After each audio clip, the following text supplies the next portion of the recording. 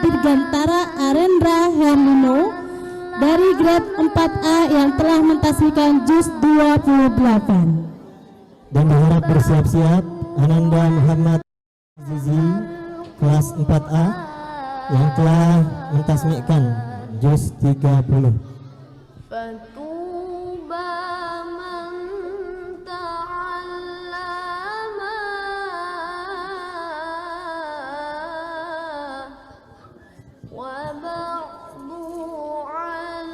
Bersiap-siap Ananda Ryan Azizi.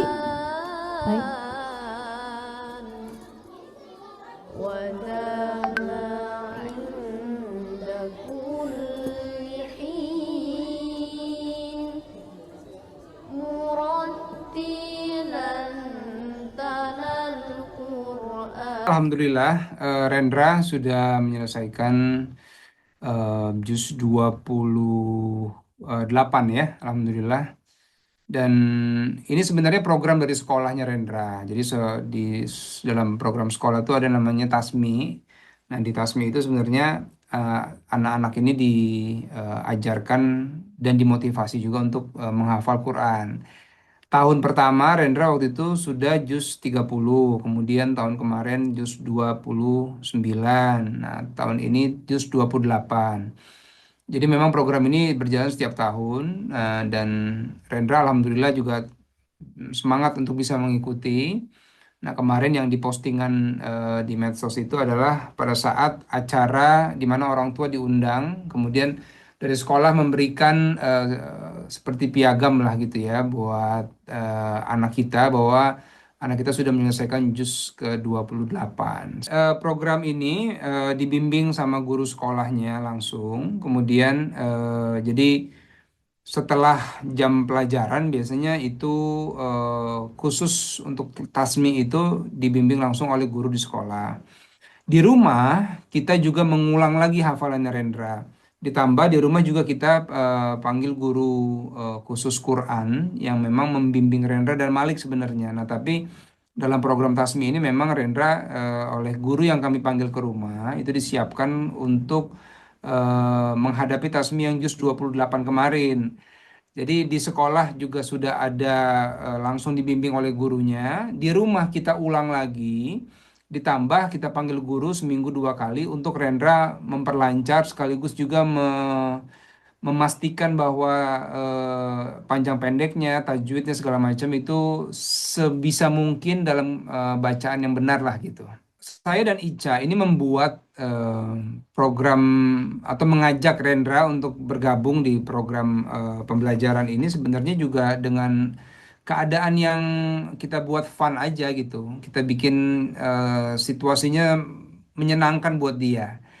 Dan alhamdulillahnya Rendra memang cukup bersemangat ya untuk dia bisa terus menghafal.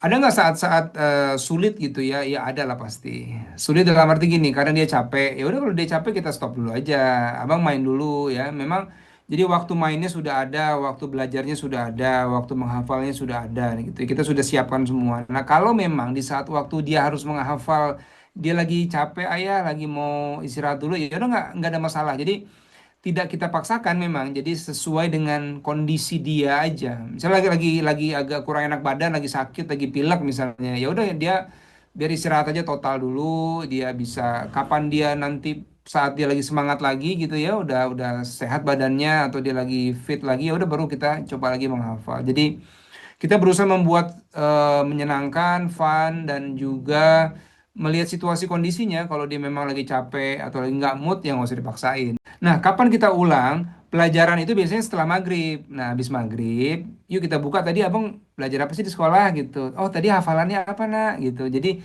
di sekolah juga kan nggak sekaligus satu juz semua dihafalkan. Kan ini bertahap gitu. Bisa satu hari cuma 3 ayat, satu hari 4 ayat gitu ya. Nah, biasanya kalau Rendra ini dengan semangatnya dia bilang tuh, ayah, tadi abang di sekolah ngafalin ayat ini sampai ayat ini, surat ini gitu. Ah, coba baca deh gitu. Nah, saya buka Quran, abang baca, kemudian saya cek lagi bacaannya gitu. Jadi biasanya setelah maghrib tuh Mbak. Sampai menjelang dia tidur itu sekitar jam setengah 9 lah. Atau jam 9 paling malam dia sudah tidur gitu. Memang kalau saya sama Ica dari awal nikah, ketika punya anak memang inginnya dia mau jadi apapun terserah, tapi ketika pondasi agama itu menjadi hal mutlak yang harus dia pahami gitu. Jadi pondasi agamanya harus kuat. Salah satunya Quran. Bagaimana memperkenalkan dia? Yang paling gampang sebenarnya buat anak adalah mencontoh orang tuanya. Maka di rumah ya saya berusaha untuk misalnya Quran itu kita baca tiap hari gitu ya. Dan pada saat kita baca, dia lihat kita baca, maka dia akan deket ke kita dan dia akan liatin kita baca kan. Oh, ayah baca surat apa? Ada discuss soal Quran gitu ya. Ica baca Quran habis sholat misalnya, terus dia juga tanya ke bundanya. Terus di waktu-waktu tertentu kita ajak bareng-bareng. Misalnya habis sholat maghrib atau habis sholat subuh atau habis sholat zuhur gitu kalau waktu libur, kita duduk sama-sama habis sholat, kemudian kita baca sama-sama. Jadi apa namanya membiasakan di rumah itu kita perdengarkan Quran. Ditambah misalnya kalau memang ada waktu tuh di rumah saya setel juga murotal Quran, bukan cuma Rendra tapi Malik juga, buat Lia juga dia mendengarkan itu semua.